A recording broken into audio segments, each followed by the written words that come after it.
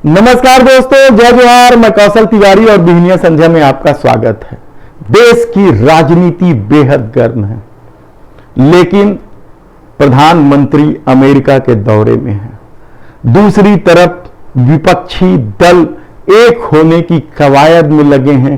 तो क्या सत्ता की तरफ से उन्हें जेल में डाल देने की कोशिश हो रही है ताकि उनकी एकता तार तार हो जाए, या वे चुनाव लड़ने के लायक ही नहीं रहेंगे?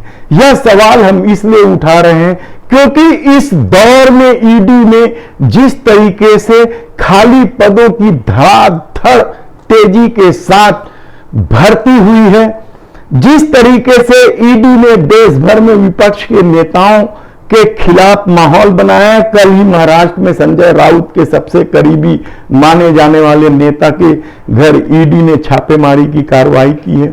इससे पहले ममता बनर्जी के भतीजे अभिषेक बनर्जी से पूछताछ हुई है। तो तेजस्वी यादव, यानी आप विपक्ष के किसी भी नेताओं का नाम ले लें, वे ईडी, सीबीआई या जांच एजेंसियों के घेरे में हैं। तो क्या चुनाव के पहले जो लोग सत्ता के अनुकूल नहीं होंगे, वे क्या जेल के सलाखों के पीछे चले जाएंगे?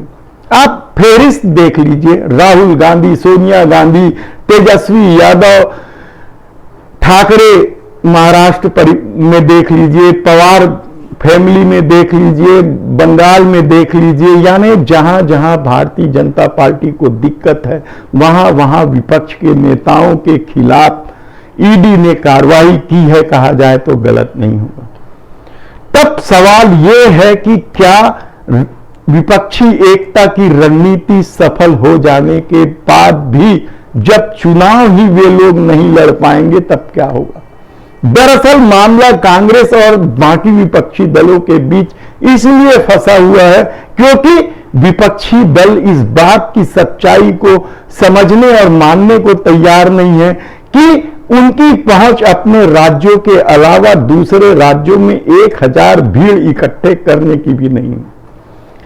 कांग्रेस ही ऐसा नेतृत्व कर सकता है जो देश के किसी भी स्थान पर 1000-2000 से ज्यादा भीड़ इकट्ठी करके सभा कर सकता है, लेकिन बाकी किसी भी नेताओं की कोई हैसियत नहीं है। लेकिन अपने अपने राज्यों में जो प्रभाव वे रखते हैं, उसके तहत ही वे लोग दबाव बना रहे हैं कि उनके मुताबिक सब काम हो। तब विपक्षी एकता को लेकर सवाल जो उठ रहे हैं, वह एक अलग बात है। सब एक हो जाएंगे, एजेंडे क्या होगा, मिनिमम कॉमन प्रोग्राम क्या होगा, यह दूसरी बात है। लेकिन इससे भी बड़ी बात है जो सत्ता ने तैयारी की है।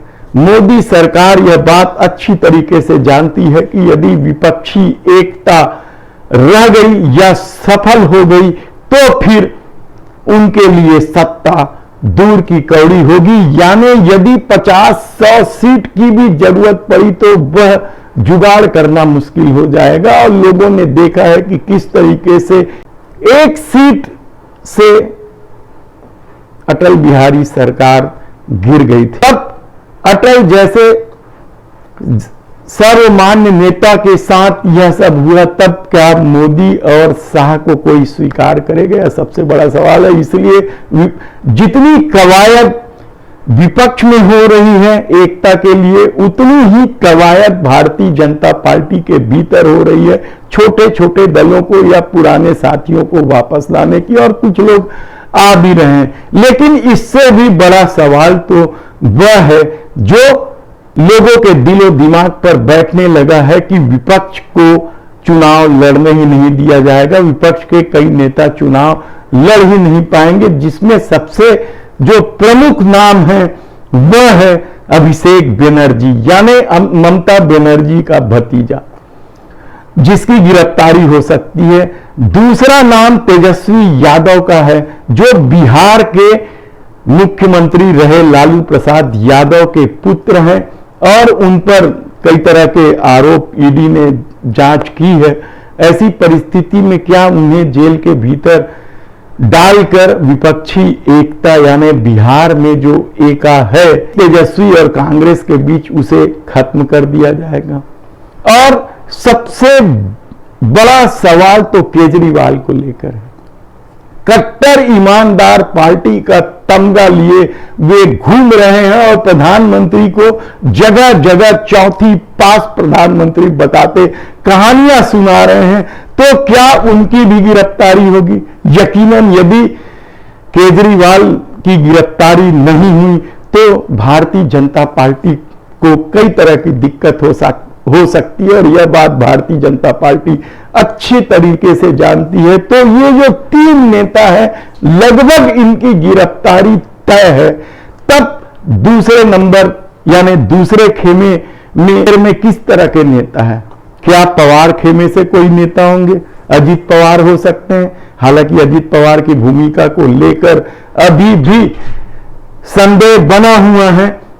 तो क्या कोई मायावती बन जाएगा, या फिर जिस तरीके से अपनी पुत्री को लेकर के, कविता को लेकर उस पार्टी के नेता ने